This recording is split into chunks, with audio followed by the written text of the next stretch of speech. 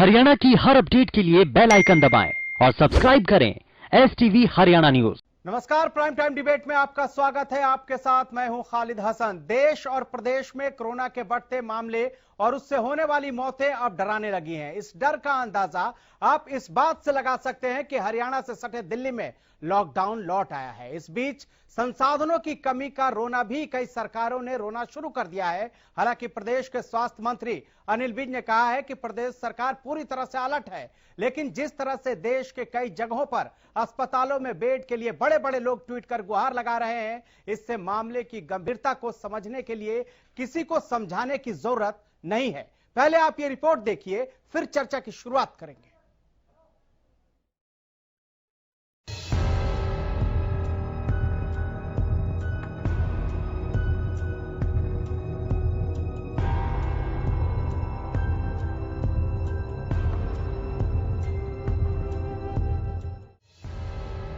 हम अपने इस प्रोग्राम में हर दिन की तरह देश और प्रदेश के आंकड़े दिखाकर आपको डराना नहीं चाहते। हम सिर्फ आपको कोरोना की गंभीरता से आगाह कराना चाहते हैं ताकि आप खुद भी सेफ रहें और अपने परिजनों को सेफ रखें। लेकिन इसके लिए आपको कोरोना के उन तमाम नियमों का पालन करना होगा जिससे आप इस बीमारी को खुद से दूर रख सकें, क्योंकि लोगों की बढ़ती लापरवाही न सिर्फ इस बीमारी को दावत दे रही है बल्कि लॉकडाउन की लौटती संभावनाओं को भी प्रबल कर रही है। दिल्ली में कोरोना के बेकाबू रफ्तार का ही नतीजा है कि आज दिल्ली सरकार ने 26 अप्रैल तक लॉकडाउन का ऐलान कर दिया। दिल्ली का हेल्थ सिस्टम बड़ी मात्रा में और अधिक पेशेंट्स अब लेने में असमर्थ है। अगर हमने अभी लॉकडाउन नहीं लगाया तो कहीं ऐसा ना हो कि बड़ी त्रासदी हो जाए। हम किसी भी हालत में दिल्ली को उस परिस्थिति में नहीं ले जाना चाहते जहां कॉरिडोर के अंदर पेशेंट्स पड़े हैं, सड़कों पे लोग दम तोड़ रहे हैं। आज सभी परिस्थितियों का जायजा लेने के बाद आपकी सरकार को यह लगता है कि दिल्ली में कुछ दिन के लिए लॉकडाउन लगाना जरूरी है, तो आज रात को 10 बजे से अगले सोमवार को सुबह 5 बजे तक 6 दिन के लिए दिल्ली में लॉकडाउन लगाया जा रहा है। पिछली बार जब देश में लॉकडाउन लगा था, हमने देखा कि किस तरह बड़ी संख्या में प्रवासी मजदूर अपने गांव जाने लगे थे। उनसे मैं खास तौर से हाथ जोड़ के अपील करना चाहता हूं, ये छोटा सा लॉकडाउन है, 6 दिन का, दिल्ली छोड़ के मत जाइएगा। इधर केजरीवाल ने दिल्ली में लॉकडाउन का ऐलान किया, उधर प्रधानमंत्री नरेंद्र मोदी ने कोविड की हालातों पर देश के बड़े बड़े डॉक्टरों के साथ वीडियो कॉन्फ्रेंसिंग के जरिए मंथन कर कोविड पर लगाम लगाने की रणनीति बनाई। वहीं प्रदेश में कोरोना को लेकर गठित स्टेट लेवल मॉनिटरिंग कमेटी की आज पहली बैठक हुई, जिसमें प्रदेश में कोरोना की स्थिति का आकलन किया गया। बेड्स और आईसीयू की स्थिति के बारे में भी चर्चा की गई। बैठक के बाद प्रदेश के स्वास्थ्य और गृह मंत्री अनिल विज ने कहा कि किसी धार्मिक स्थान पर गैदरिंग की अनुमति नहीं दी जाएगी, साथ ही मेले पर भी प्रतिबंध लगा दिया गया। इसके अलावा उन्होंने बताया कि जो किसान हरियाणा की धरती पर बैठे हैं, उनका कोरोना टेस्ट किया जाएगा और उनकी वैक्सीनेशन करवाई जाएगी। कुंभ से जितने लोग आ रहे हैं, कुंभ से हरियाणा में जितने एंट्री पॉइंट हैं, उन सब एंट्री पॉइंट के ऊपर कोरोना की टेस्टिंग अनिवार्य कर दी गई है। वहां जो रिलीजियस गैदरिंग्स हो रही हैं या पॉलिटिकल गैदरिंग्स हो रही हैं या सोशल गैदरिंग्स हो रही हैं, उन पर सख्ती से जो सरकार का आदेश है वो पालन कराया जाएगा। हम किसी धार्मिक संस्थान को बंद नहीं कर रहे हैं, लेकिन उनके ऊपर भी एक टाइम में अंदर 50 लोगों के जाने का ही नियम पालना होगी। कहीं पर भी किसी भी धार्मिक स्थान पर, किसी मंदिर में, गुरुद्वारे में या मस्जिद में गैदरिंग्स को अलाउ नहीं किया जाएगा। सब प्रकार के मेलों पर प्रतिबंध लगा दिया गया है। किसान हरियाणा की भूमि पर धरना देकर बैठे हुए हैं। हमने फैसला किया है कि हम सबका कोरोना टेस्ट करेंगे। कल से ही हमारी टीमें वहां पर पहुंच जाएंगी। हम सबका कोरोना टेस्टिंग भी करेंगे और सबकी वैक्सीनेशन भी हम करेंगे। सारों का उनकी वैक्सीनेशन हो, इसका भी हमने फैसला किया। स्वास्थ्य मंत्री हरियाणा की धरती पर बैठे किसानों की टेस्ट और वैक्सीनेशन की बात कर रहे हैं, तो वहीं दूसरी तरफ किसानों ने 3 कृषि कानून की वापसी को लेकर आज हर हाल में संसद मार्च का ऐलान कर दिया।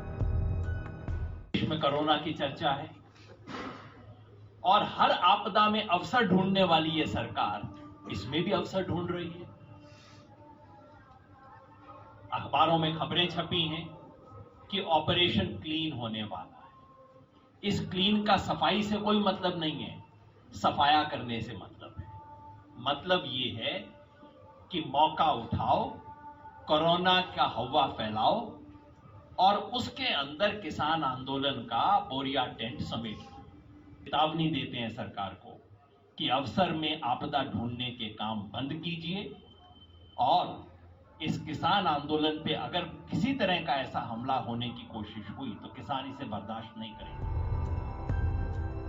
एक तरफ तो सरकार पूरी तरह से अलर्ट है, तो वहीं दूसरी तरफ सोनीपत में कोविड पेशेंट की जिंदगी से खिलवाड़ करने का मामला सामने आया।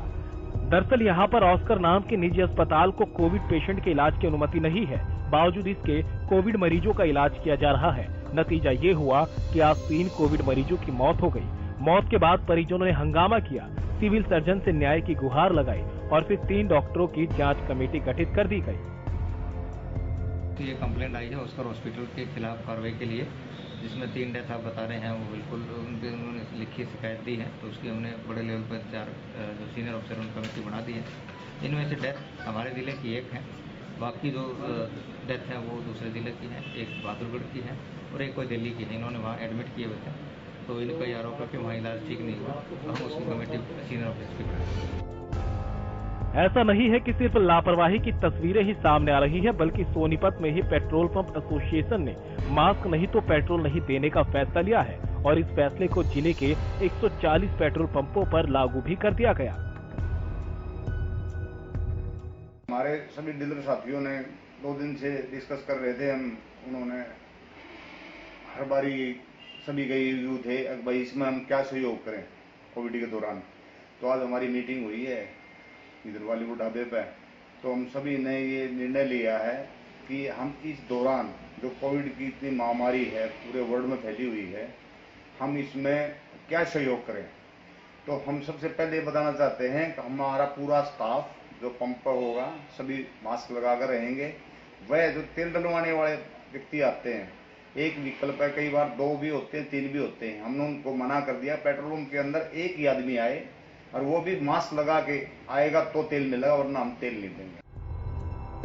देश में जिस तरह से कोरोना के आंकड़े बढ़ रहे हैं, उससे न सिर्फ बेड्स की कमी हो गई है, बल्कि कई राज्यों में तो ऑक्सीजन की भी भारी किल्लत है, जिसकी वजह से कोरोना मरीजों की जान जा रही है। हालांकि रेलवे ग्रीन कॉरिडोर बनाकर उन राज्यों में ऑक्सीजन पहुंचाने की कोशिश कर रहा है ताकि ऑक्सीजन की कमी को दूर किया जा सके। लेकिन सवाल ये है कि क्या सरकारें कोरोना की दूसरी वेव को भांपने में विफल रही है, जिसका खामियाजा लोगों को बीमार होकर और जान गंवाकर चुकाना पड़ रहा है। Bureau report, Haryana news.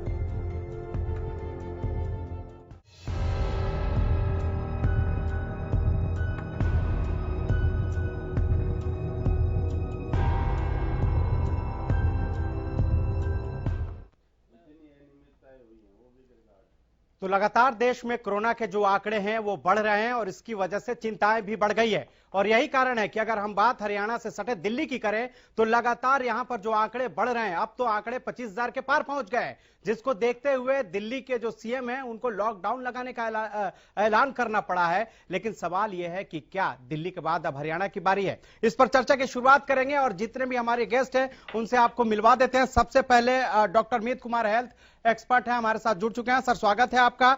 Yogesh Kaushik राजनीतिक विश्लेषक हमारे साथ जुड़ चुके हैं, सर आपका भी स्वागत है। वीरेंद्र सिंह चौहान प्रवक्ता बीजेपी हमारे साथ जुड़ चुके हैं, सर आपका भी स्वागत है। बजरंग दास प्रवक्ता कांग्रेस हमारे साथ जुड़ चुके हैं, सर आपका भी स्वागत है। सुखबीर तंवर प्रवक्ता इनेलो के हमारे साथ जुड़ चुके हैं, सर आपका भी स्वागत है। और सतीश नंबरदार प्रदेश प्रभारी भाकियू के भी हमारे साथ जुड़ चुके हैं, सर आपका भी स्वागत है। लेकिन सबसे पहले सवाल वीरेंद्र सिंह जी से। वीरेंद्र सिंह जी, क्या हरियाणा से सटे दिल्ली में लॉकडाउन का ऐलान हो गया? क्या प्रदेश में इस तरह की स्थिति है? क्या प्रदेश में लॉकडाउन लगाने की जरूरत है? क्योंकि यहां भी जो कोरोना के आंकड़े हैं वो लगातार बढ़ रहे हैं। देखिए, दिल्ली और राजस्थान में जिस तरह से लॉकडाउन को लेकर निर्णय किया गया है, उसके संदर्भ में उसको देखते हुए सब लोग ये सवाल बार बार आपसे भी पूछ रहे होंगे, हमसे भी पूछ रहे हैं कि क्या हरियाणा में भी लॉकडाउन हम लोग लगाने जा रहे हैं। आज कोरोना को लेकर गृह मंत्री जी के अध्यक्षता वाली जो मॉनिटरिंग कमेटी है, जिसमें प्रदेश के सभी आला अधिकारी एसीएस रैंक के शामिल हैं, उनकी बैठक हुई। बहुत विस्तार से, बहुत बारीकी से सारी स्थिति की समीक्षा की गई और उसके बाद गृह मंत्री जी ने स्पष्ट किया है कि अभी लॉकडाउन जैसी कोई स्थिति हम हरियाणा में लॉकडाउन लगाने जैसी फिलहाल नहीं देख रहे हैं और इस विषय पर, इस बिंदु पर किसी भी रूप में आज की इस अहम बैठक में कोई विचार नहीं किया गया है।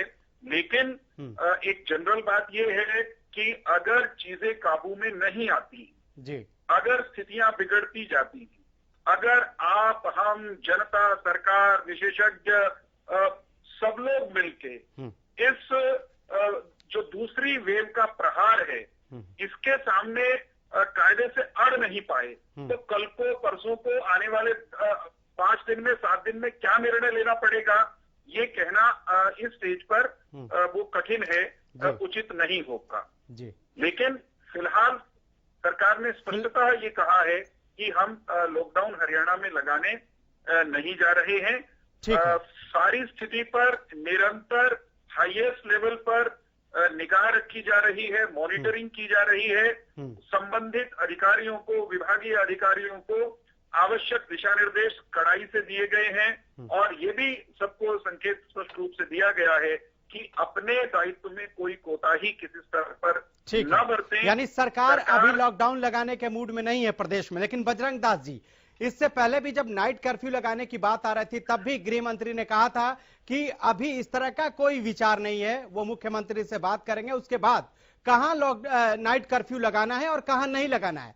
लेकिन उसके कुछ दिन बाद ही नाइट कर्फ्यू भी प्रदेश में लग गई और अभी यही कहा जा रहा है कि लॉकडाउन की स्थिति नहीं है। लेकिन आप दिल्ली में देखिए, जो हरियाणा से सटा हुआ है, लगातार हरियाणा में भी जो 3 जिले ऐसे हैं जहां पर 50% से ज्यादा जो केस है वो दिल्ली से सटे हुए वाले जो जिले हैं, फरीदाबाद, गुरुग्राम की बात करें या सोनीपत की बात करें, यहां पर सबसे ज्यादा केसेज आ रहे हैं। ऐसे में आपको क्या लगता है कि प्रदेश में इस तरह की स्थिति पैदा नहीं होने वाली है?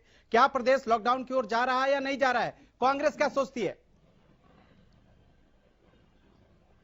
खालिद जी, कोरोना लगातार प्रदेश में फैलता जा रहा है, इससे बचाव की सख्त जरूरत है, इसमें कोई दो राय नहीं। मगर जिस प्रकार पहले भी जब कोरोना हरियाणा में प्रवेश किया, वो दिल्ली के द्वारा ही हरियाणा के अंदर एंट्री किया था।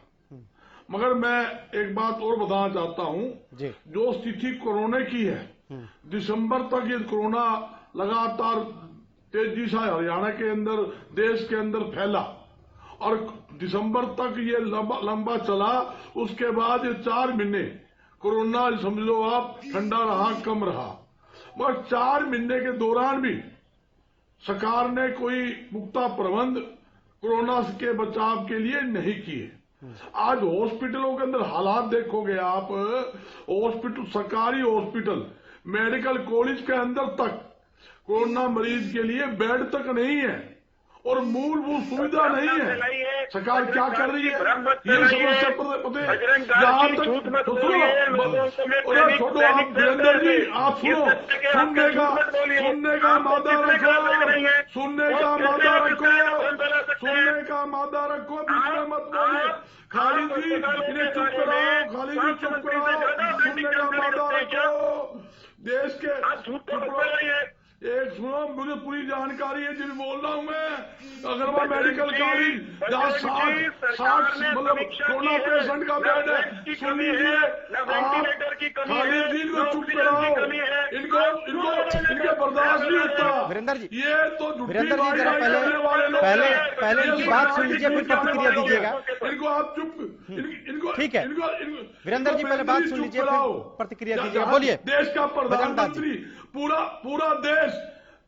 देश कोरोना से लड़ रहा है और हमारा देश के प्रधानमंत्री जी बंगाल के अंदर ममता से लड़ रहे हैं, लाखों लोगों की रैली कर रही है। वहां कोरोना नहीं आता, खुला मास्क लगाकर देश का प्रधानमंत्री जी, गृह मंत्री जी, आप फोटो देखो, सारे अखबार में फोटो देखो। सवाल मेरी बात सुनो वीरेंद्र जी, इनको सुनो, इनको चुप कराओ, वीरेंद्र को सुन लो पूरी बात को। आप कहते हो आप एक्सरे मशीन सरकारी हॉस्पिटलों में नई एक्सरे मशीन, लगभग 300 एक्सरे मशीन डब्बा बंद पड़ी है, वहां कर्मचारी नहीं है। आज हरियाणा के अंदर स्वास्थ्य विभाग के अंदर 50% सरकारी कर्मचारियों की मतलब कमी है। ये आंकड़े देखिए आप, और ये देखिए मुख्यमंत्री जी ने घोषणा की थी। ठीक है बजरंग दास जी, आप जरा सुखबीर तंवर को भी इस डिबेट में शामिल करते हैं, इन्हें पर बढ़ता है। ठीक है बजरंग दास जी, ठीक है कहा ये एक्सटेंड करते हैं, ठीक है, ये बीजेपी बोलना जानते हैं, ये नहीं देखते भी हमारी कमी है। ठीक है बजरंग दास जी, बात पूरी हो गई। वीरेंद्र जी ने आपकी बात सुन ली है, प्लीज अब दूसरे को भी मौका दीजिए। सुखबीर तंवर भी, वीरेंद्र जी तो अपनी अपनी बात करते। ठीक है सर, अब जरा दूसरे जो हमारे गेस्ट हैं उनको भी तो इन्वॉल्व करने दीजिए।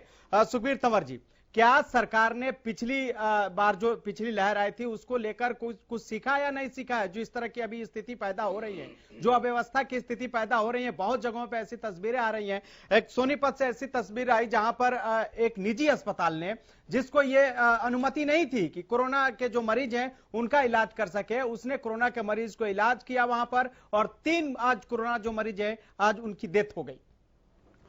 देखिए खालिद भाई, हरियाणा सरकार जिस प्रकार से इस 1 साल में जो प्रदेश में स्वास्थ्य की सुविधाएं उपलब्ध करानी चाहिए थी, निसंदेह उस प्रकार की सुविधाएं उपलब्ध नहीं हुई। इन पे मैं बाद में आऊंगा।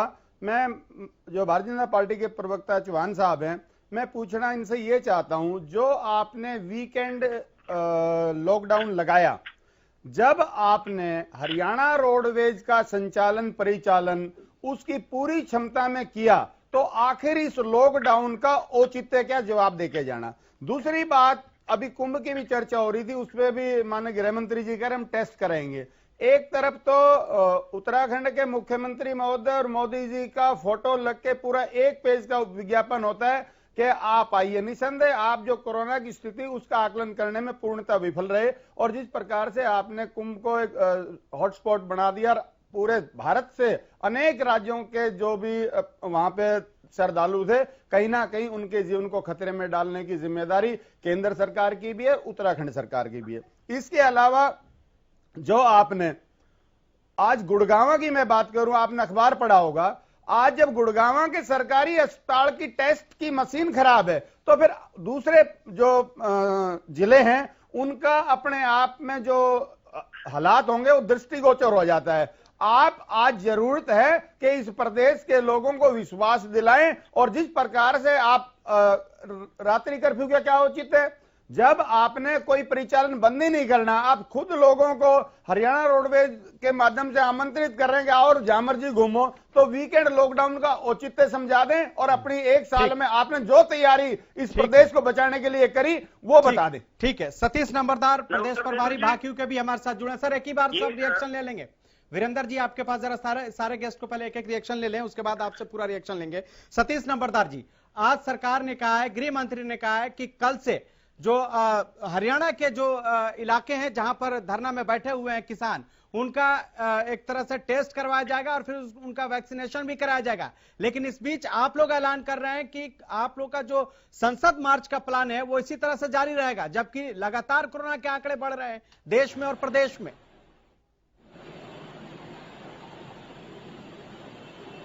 खालिद भाई, सबसे पहले तो मैं आपके चैनल को धन्यवाद दूंगा जो इस पूरे के पूरे ग्राउंड रिपोर्ट जनता के बीच में दिखाते हैं। और रही बात दूसरी, मैं माननीय प्रधानमंत्री और भारतीय केंद्र में बैठी भाजपा की सरकार और हरियाणा की सरकार से भी एक बात पूछना चाहूंगा।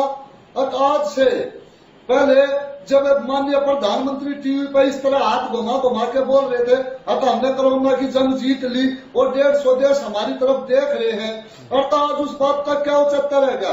क्या आज उन्होंने देश को क्या दे दिया? और 1 साल का पूरा टाइम पीरियड था इस देश के लिए। प्रधानमंत्री ने सिर्फ अपनी यूएनओ में अपने रक्षा मंत्री को, इसको स्वास्थ्य मंत्री को चेयरमैन दिलाने के लिए इस देश को महंगाई के आग में झोंकने का काम किया और पूरे के पूरे देश को बर्बाद करने का काम किया। किसान शांतिपूर्ण आंदोलन से पीछे नहीं हटेगा, चाहे कोरोना आए चाहे कुछ भी आए। अगर जो इस सरकार ने शांतिपूर्ण आंदोलन को कुचलने की कोशिश की, मुठभेड़ भेड़ने की कोशिश की, तो किसान इस मुठभेड़ से भी पीछे नहीं हटेगा। किसान आज अपना पूरा मन बना चुका है।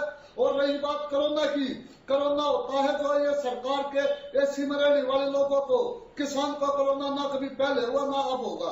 और किसान को ये पानी तो पिला नहीं सकते, कोरोना किसानों की क्या वैक्सीन करेंगे?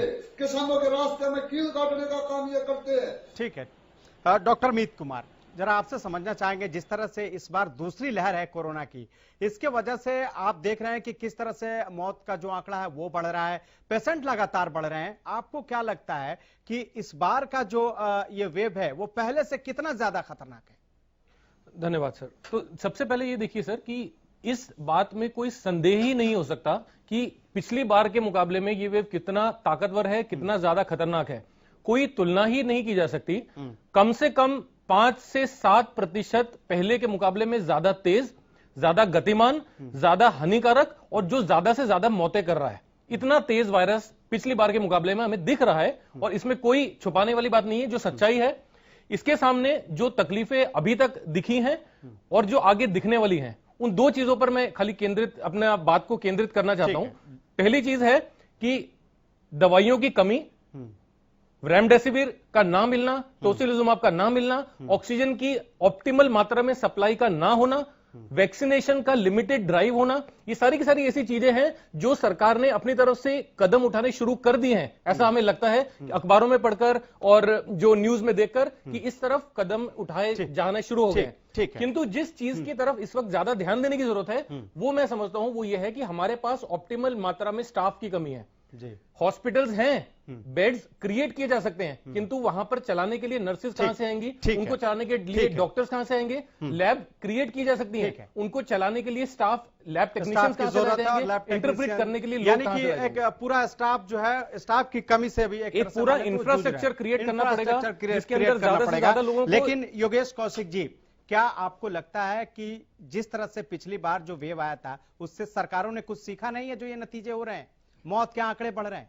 सीखते तो हालात ये थोड़ा पैदा होते हैं। अब मैं इन्हीं के सरकार के पुराने निर्णय लिए हुओं को मैं दोहरा के आज की हालात करीब बता देता हूँ। फैक्ट्स क्या है, डॉक्टर साहब बैठे, इन्होंने लगभग सारी चीजें बता दी हैं। नंबर 1, इन्होंने बोला कि टेस्टिंग होने के बाद जो इलाज होता है, इलाज के लिए इनके पास आगे के दवाइयां नहीं है। ये सोचो, दवाइयां नहीं है और मोदी जी अपनी पीठ थपथपाते हैं ये कह के कि हमने 80 देशों में दवाइयां भेज दी हैं। हाई कोर्ट ने, सुप्रीम कोर्ट ने एक वर्डिक्ट की दी है अपनी, उसमें उन्होंने कहा है कि सबसे पहले जब मरते हैं तो अपना ध्यान रखना होता है, दूसरों का नहीं। अपनी पीठ मत थपथपाइए आप। जब आप हवाई जहाज में जाते हैं और वो ऑक्सीजन कम होती है और ऊपर से जब वो मास्क गिरता है तो ये कहा जाता है वहां पे पहले मास्क अपने लगाओ फिर दूसरे का ध्यान रखना। नंबर 1 पार्ट जल्दी से, बिल्कुल दवाई नहीं है, दवाई नहीं है। ऑक्सीजन का इन्होंने ऑक्सीजन के लिए 165 प्लांट का प्लान किया था, वो अप्रैल में किया गया था, अक्टूबर तक कोई इन्होंने डिसीजन नहीं लिया। अभी 165 में से सिर्फ 5 प्लांट लगे हैं दवाइयों के अलावा। उसके बाद बाकी चलो आप चले जाओ पहले अपने ब्रेक पे, उसके बाद मैं सारी की सारी चीजें एक्सप्लेन करना चाहता हूं कि इन्होंने ब्रेक के बाद वक्त की कमी है, जब ब्रेक के बाद लौटेंगे तो इस पर विस्तार से चर्चा करेंगे। लेकिन फिलहाल हमें यहां पर एक छोटा सा ब्रेक लेना होगा, आप देखते रहिए। ब्रेक के बाद एक बार फिर आपका स्वागत है। हम लगातार कोरोना के खतरा के बारे में चर्चा कर रहे हैं और कौशिक जी अपनी बात रख रहे थे। कौशिक जी अपनी बात पूरी कीजिए। एक्चुअली क्या है कि देखिए, लॉकडाउन जो किया गया था वो इसलिए किया गया था कि फॉर द टाइम बिंग हम ये यहाँ रोक देते हैं इसको और अपनी तैयारियां पूरी करेंगे। उस दौरान तैयारियां की हमने, उसको बड़ा अप्रिशिएट भी किया और वो डिसीजन ठीक भी लगा। हालांकि वो भी लेट डिसीजन हुआ था पर वो चलो फिर भी वो काम कर गया और उस काम करने के नतीजे ये हुए कि हमें 1 साल मिल गया, लगभग पूरा 1 साल मिल गया। जो ये 1 साल मिला ये सारा का सारा हमने बर्बाद कर दिया, हमने और उल्टी हरकतें करके।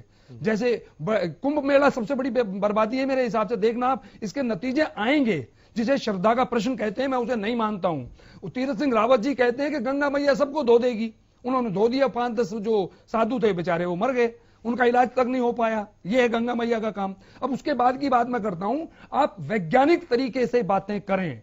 और अब मैं स्टेट की अगर बात करूं तो स्टेट के हाथ में तो कुछ छोड़ ही नहीं रखा है सेंटर ने। सारा का सारा तो कंट्रोल मोदी जी के हाथ में, वैक्सीन मोदी जी के हाथ में, ऑक्सीजन मोदी जी के हाथ में, आगे की दवाइयां मोदी जी के हाथ में। सिर्फ इनके पास बेड वगैरह अरेंज करने का इंतजाम है या उसके बाद आगे उनको कार्यान्वित करने का है प्रोग्राम। पैसे जो आएंगे वो भी सेंटर देगा। तो इस स्टेट के हाथ में है क्या? स्टेट तो मैं फिर भी हरियाणा को मैं मानता हूं, हरियाणा ने फिर भी अच्छा किया है और स्टेट्स के मुकाबले अच्छा किया है, ये मेरी अपनी पर्सनल मान्यता है। लेकिन हरियाणा स्टेट में गुड़गांव, फरीदाबाद, सोनीपत, हम इनको बंद नहीं कर सकते, नहीं करेंगे। अगर ये बंद कर दिए तो हरियाणा की इकोनॉमी खत्म हो जाएगी। हरियाणा की इकोनॉमी इन 3-4 शहरों के अलावा है ही क्या? तो मैं ये पर्सनली हरियाणा के बारे में ये मानता हूं, लेकिन जो बर्बादी की है वो मोदी जी ने की है सरेआम। मैं कहीं पे भी मुझसे कहलवा लो, मोदी जी ने देश को बर्बाद कर दिया है, हरियाणा भी उसमें आएगा। वीरेंद्र सिंह जी, क्या सरकार, जो सरकारें हैं, एक ही नहीं राज्य सरकारें भी जो हैं, क्या स्थिति को भांपने में वो सक्षम नहीं हो पाई? जो पिछली लहर जिस तरह से आई उसके बाद जो तैयारी होनी चाहिए थी उस तरह की सरकारें तैयारी नहीं कर पाई और यही नतीजा है कि आज खास करके अगर बात करें तो सबसे ज्यादा ऑक्सीजन का संकट है। क्या आप मानते हैं कि ऑक्सीजन का संकट है? अगर है तो क्या सरकारें स्थिति भांप नहीं पाई?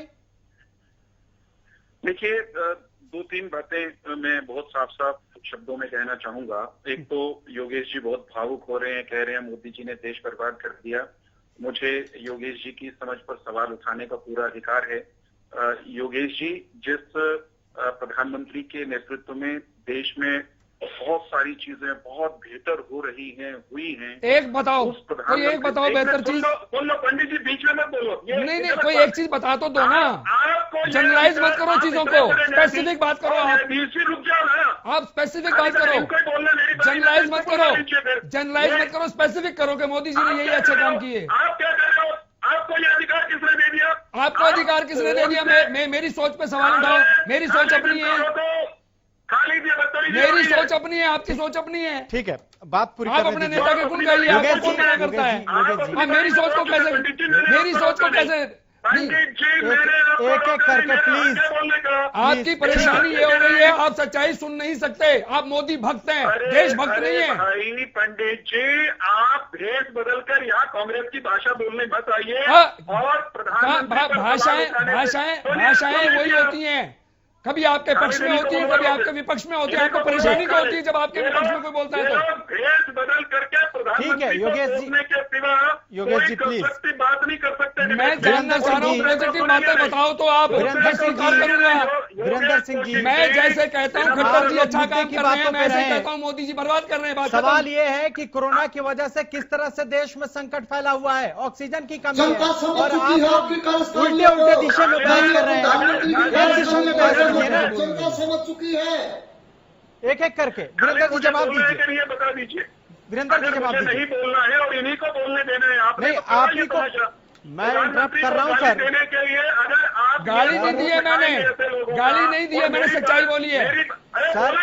मेरी बारी में इससे फालतू क्या करोगे आप? ठीक है, बारियां ही आपकी चल रही है, दूसरे को बोलने कहा देते हैं। आप तो विपक्ष को मुक्त, पूरा का पूरा देश विपक्ष मुक्त करना चाहते हैं। आप तो अपनी कह चुके, फिर आप मेरी बारी में छलांग मार रहे बिना मतलब के।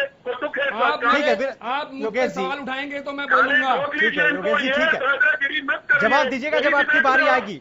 वीरेंद्र जी बात पूरी कीजिए, बात पूरी कीजिए सर। इनको कहिए मेरी बारी में नहीं बोलेंगे बिल्कुल भी। सर बात पूरी कीजिए।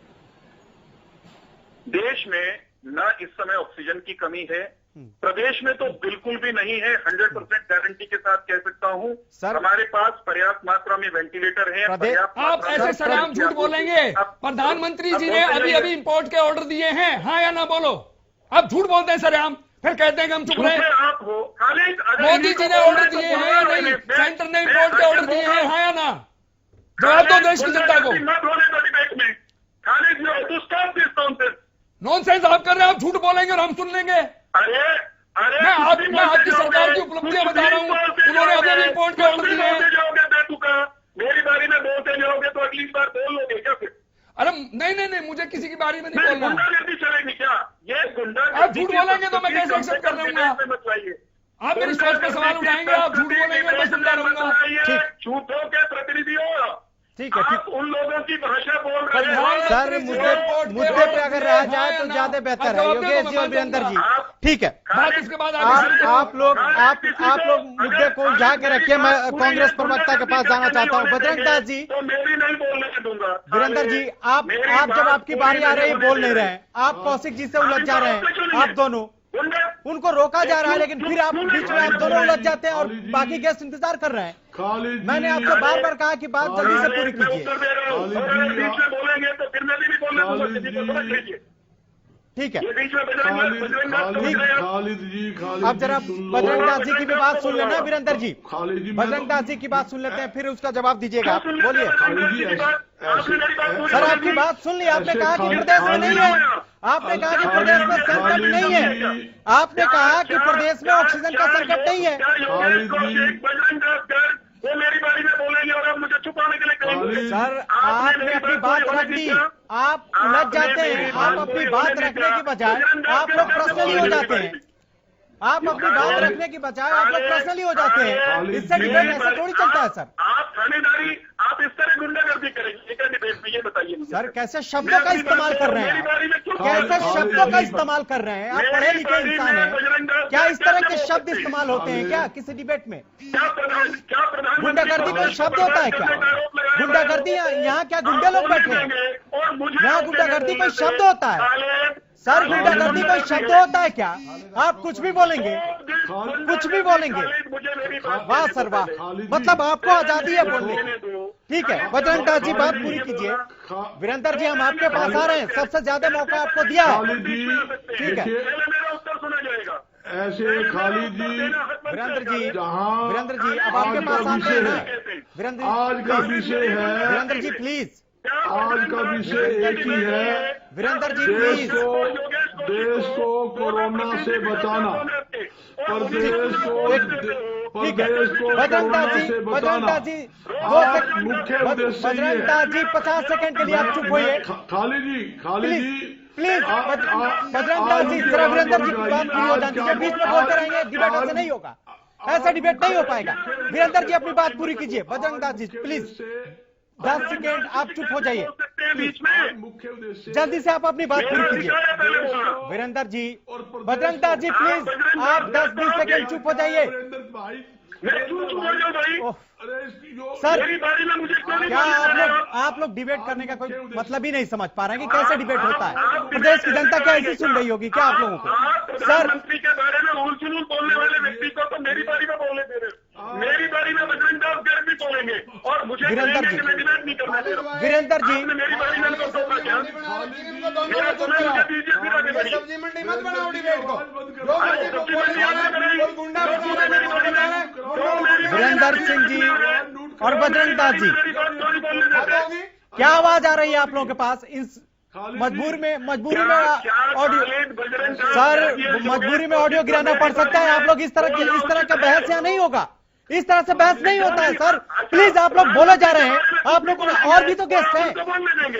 वीरेंद्र जी, अगर आपका मकसद है कि डिबेट नहीं करना है सही से, तो आप कुछ भी बोलिए, आप स्वतंत्र हैं। आपको जब 50 सेकंड दिया जा रहा है फिर भी आप बोले जा रहे हैं, फिर भी बोले जा रहे हैं। बजरंग दास जी प्लीज, मैं सब गेस्ट प्लीज, जितने भी हमारे गेस्ट हैं ना, आप लोग 10 सेकंड के लिए चुप हो जाए। आप वीरेंद्र जी, आप अपनी बात रखिए। बजरंग दास जी प्लीज, आप अपनी बात पूरी कीजिए 50 सेकंड में, उसके बाद बाकी गेस्ट के पास आते हैं। मैं सिर्फ ये कह रहा हूं कि हरियाणा में न ऑक्सीजन की कमी है, न वेंटिलेटर्स की कमी है, पर्याप्त मात्रा में सारी चीजें उपलब्ध हैं। निसंदेह उतनी संख्या में स्टाफ, खास तौर पे डॉक्टर्स नहीं है जितने प्रदेश को सामान्यतः चाहिए। इस बात से कभी हमने इनकार नहीं किया, लेकिन हम पूरी चौकसी के साथ पिछले 1 साल में स्वास्थ्य सुविधाओं को इंप्रूव करने में सफल रहे हैं। हमने चीजों को बेहतर किया है। ठीक है सर, लेकिन यहाँ पर बैठकर आपकी डिबेट में बैठ करके सर बात हो गई ना। अज्ञानी व्यक्ति ये कहे कि मोदी ने देश को बर्बाद कर दिया, तो उसके आपको भी बोलने का अधिकार है। आप भी लोगों को यहाँ गुंडा बता रहे हैं, गुंडागर्दी बता रहे हैं, आप भी बोल रहे हैं, ये भी बोल रहे हैं। गुंडागर्दी आपने देखी? आप लोग इस तरह की डिबेट करेंगे, कैसे काम चलेगा? ठीक है, बजरंग दास जी, फिर सुखबीर जी के पास आते हैं। बजरंग दास जी जवाब दीजिए, फिर सुखबीर जी के पास जल्दी से। खालिद जी, आज का मुद्दा ये है देश व प्रदेश को कोरोना से बचाना है। ये महामारी देश में ना फैले, इससे बचाव के लिए सभी को एकजुट होकर, इसमें कोई राजनीतिक बात नहीं, सामाजिक बात है, सभी को एकजुट होकर मिलजुल कर लड़ने की जरूरत है। सबसे मोटी समस्या आप देखिए, आप किसी बात पे अदर्क में मत लेके जाए, जो कमी अगर मेरे में होगी मैं मान लूंगा हाँ ये कमी है। एक्चुअल में क्या है देखिए, सरकारी हॉस्पिटलों में वेंटिलेटर की पूरी कमी है, हिसार में वेंटिलेटर ही नहीं है। आप कहा चेक कर लो, हिसार में कोई एक वेंटिलेटर चालू है क्या? दूसरा लो, सुनो यार, तू बोल रहे भाई, किसी बोलने देगा नहीं देगा, आप ही बोलोगे क्या? आप ही बोलोगे क्या? मुझे बोलने देगा डिस्ट्रिक्ट में कमाल करते हो वेंटिलेटर है, वो मरीज अभी उनको पता लग क्या रहा बोलते होगा। यार, मैं बोल रहा हूं, बोलने दीजिए दूसरे। सुनो, ऑक्सीजन की आप बात करते हो, ऑक्सीजन की आप बात करते हो, कितनी भारी मात्रा में ऑक्सीजन की शॉर्टेज है। हरियाणा के मुख्यमंत्री मान रहे हैं, दुनिया मान रही है, प्राइवेट हॉस्पिटल मान रहे हैं, सरकारी हॉस्पिटल मान रहे हैं, आप उस बात को डिनाई कर रहे हो। जो कोरोना महामारी के अंदर इंजेक्शन लगता है वो लगभग उसकी कीमत 3500 रुपए है। आज 20-20 हजार रुपए के अंदर लोगों को ब्लैक में खरीदने पड़ रहे हैं। ऐसी स्थिति हरियाणा के अंदर कोरोना के अंदर चल रही है। आप कहते हो हर प्रकार की मूलभूत सुविधा है, आप बता दो, आपकी एक्सरे मशीन चल रही है, दवाइयां वहां है, यहाँ तक की आप देखिए, क्या आपको लगता है कि प्रदेश पूरी तरह से कोरोना से लड़ने के लिए बात करते हो? शांति का दान दो, आप दोनों शांति का दान दो, चौहान साहब भी और गर्ग साहब भी शांति का दान दो। अब दोनों कृपया शांति अपनाए। बजरंगदास जी आप शांति अपनाए बजरंगदास जी, अब आपकी बारी हो गई, जरा तंवर जी को भी बोल लें। अरे गर्ग साहब शांति अपनाओ ना, अरे साहब शांति अपनाओ दोनों, चौहान साहब भी और गर्ग साहब भी, ठीक, दोनों शांति अपनाओ। तंवर साहब बात। खालिद भाई, जिस प्रकार से ये सारी डिबेट चली, निसंदेह आज के और इस पूरे हफ्ते के अखबारों में आपने देखा होगा, जिस प्रकार से ना के सिर्फ हरियाणा में अपितु पूरे देश में जिस प्रकार से रेमडेसिविर की जो कालाबाजारी है वो चौहान साहब नहीं मानेंगे। अनेक अखबारों में रिपोर्टिंग हुई है, गुड़गांव में केस भी दर्ज हुआ है जी। ऑक्सीजन की कमी है, साहब नहीं मानेंगे। केंद्र सरकार ने भले ही आयात की मंजूरी दे दी हो, पर हमारे चौहान साहब को इस बात से कोई सरोकार नहीं है।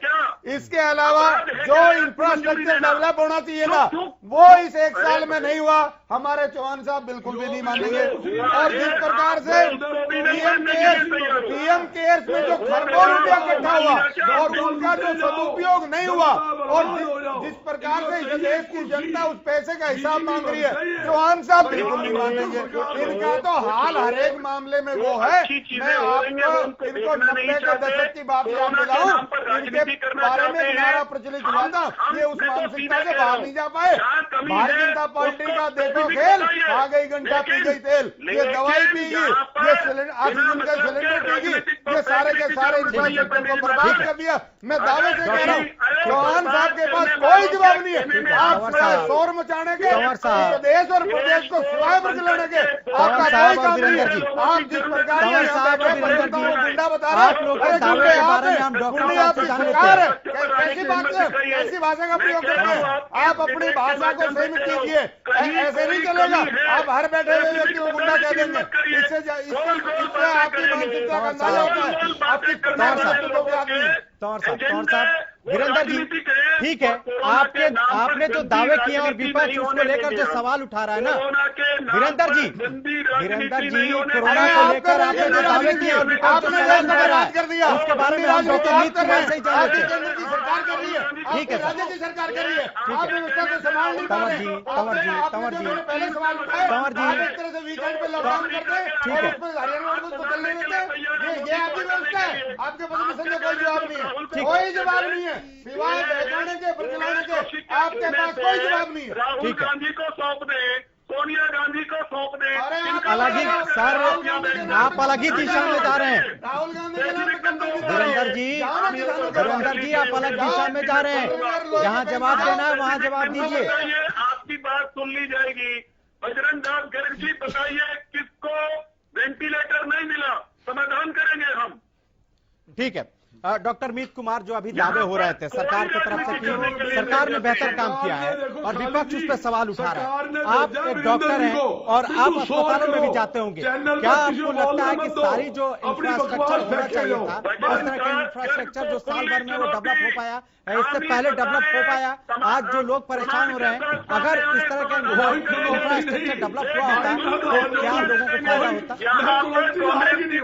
प्लीज सर, ये मछली बाजार मत रहिए आप लोग। जूझने का समय सर, मछली बाजार मत रहिए प्लीज। वीरेंद्र जी और बजरंग जी, एक भी इस तरह की बातें करते हैं टेलीविजन पे बैठ के। सर, क्या कर रहे हैं आप लोग? क्या कर रहे हैं आप लोग? दूसरे को नहीं बोला, आप दोनों का मकसद जो है ना,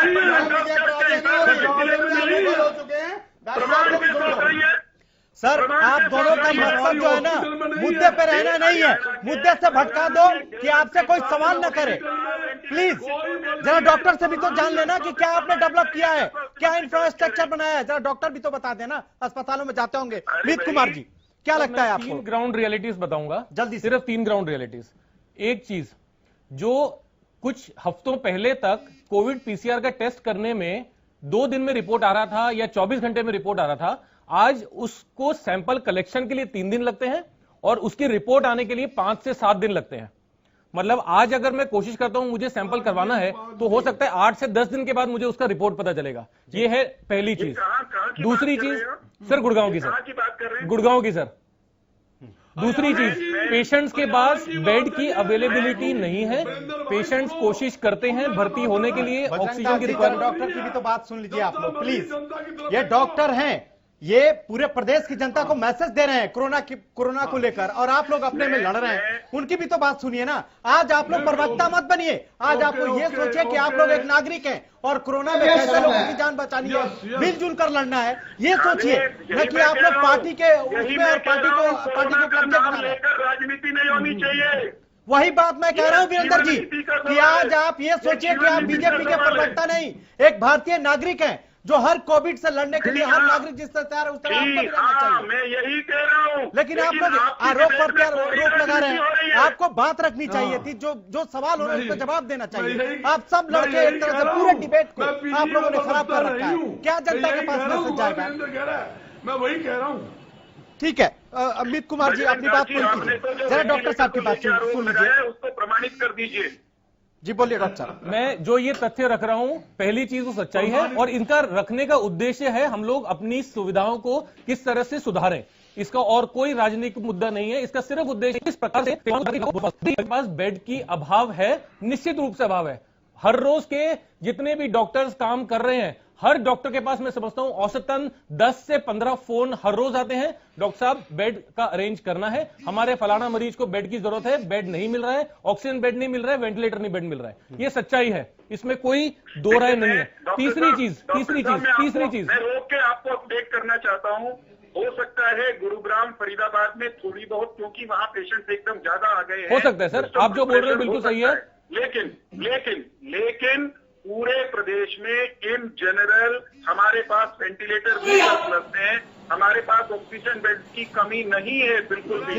इस तरह की बात पैनिक फैलाने वाली तीसरी चीज